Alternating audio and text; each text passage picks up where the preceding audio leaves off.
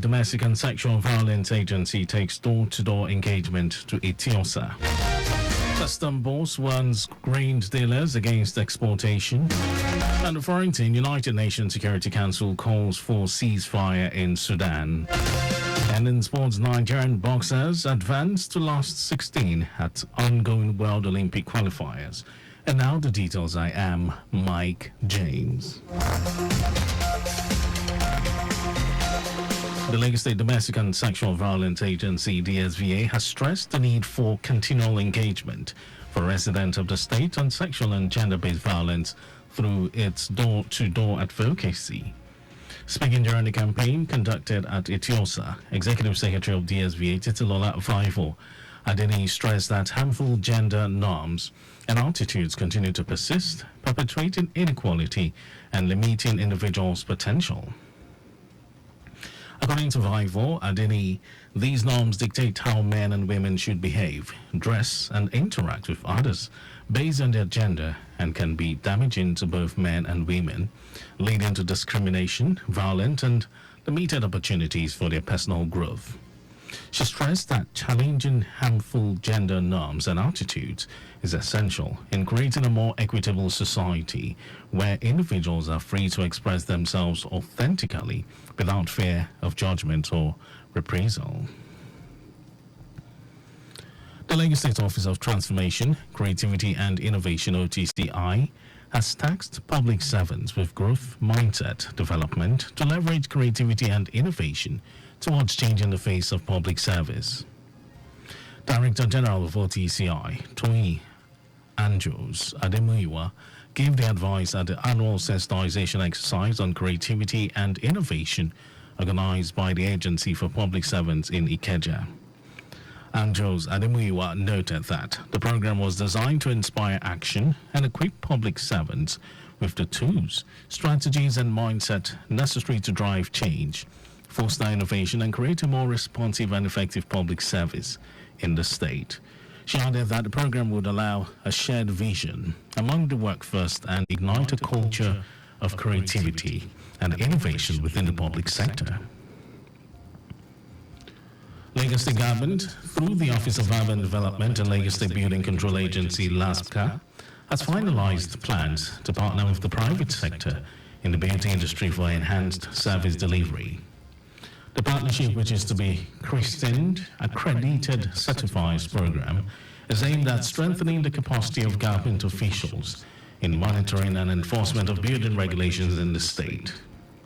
Speaking at a recent stakeholders meeting held at LASPCA headquarters in Ikeja, the special advisor to the governor on Electronic Geographical Information System and Urban Development, Olajide Babatunde, said the recommendation of the Accredited Certifiers Program emanated from the government white paper on the report of the Lagos State Tribunal of the building collapse. According to Babatunde, the main reason for the partnership, which has been in the pipeline since 2021, is aimed at zero tolerance for building collapse in the state through robust monitoring and inspection of all ongoing construction, as the government cannot do the job alone.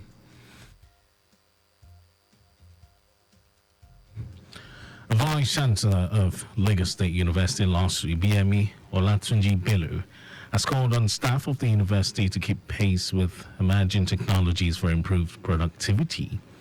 Olatunji Bello made a call while speaking at the opening session of a two-day training on artificial intelligence, AI, organized by the institution for staff across all cadres of the university. She emphasized the importance of staying abreast of technological advancement to remain relevant in the academic sphere, just as she also underscored the need for continuous learning and adaptation.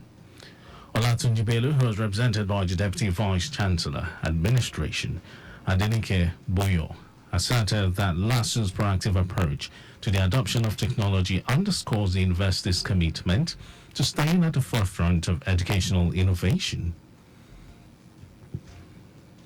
And now to the rest of the stories.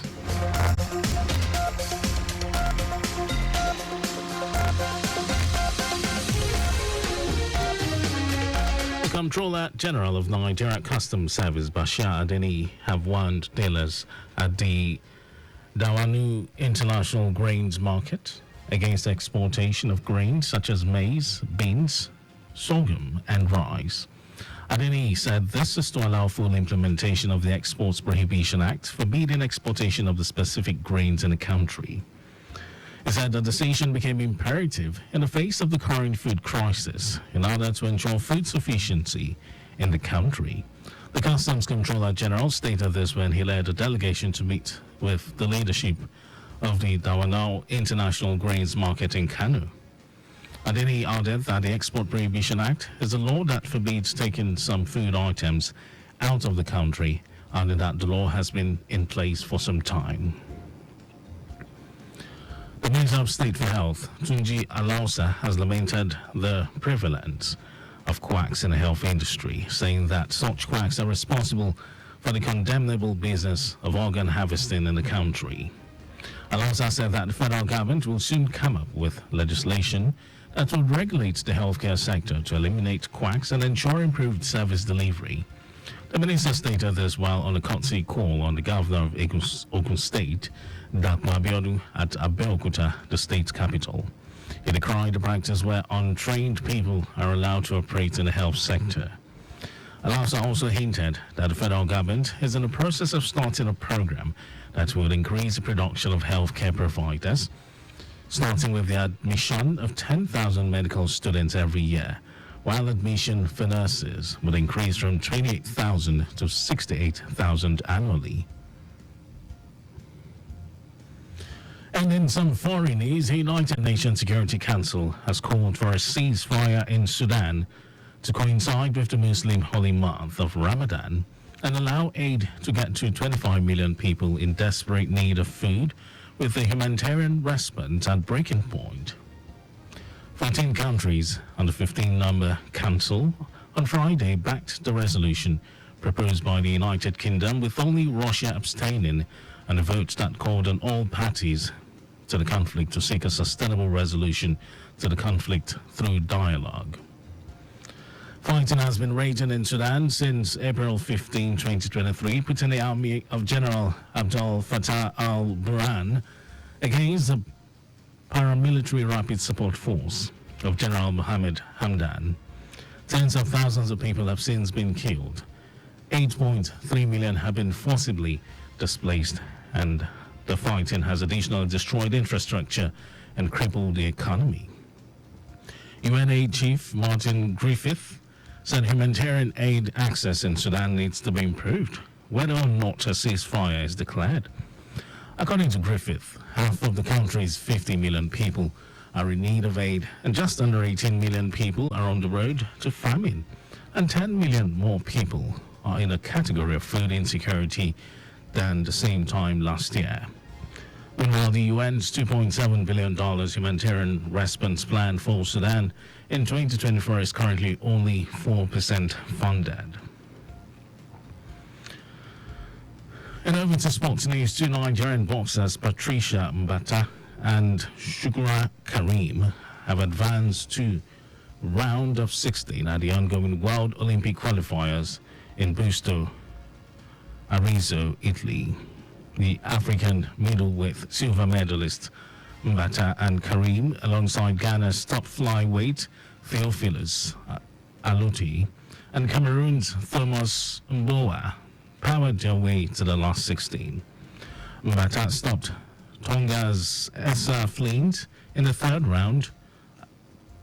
Aluti outpointed Tashi Wangdi from Bhutan, and Mboa squeezed a 3-2 win over Korea's Kim De-leon and now meets Norway's Omar Shia.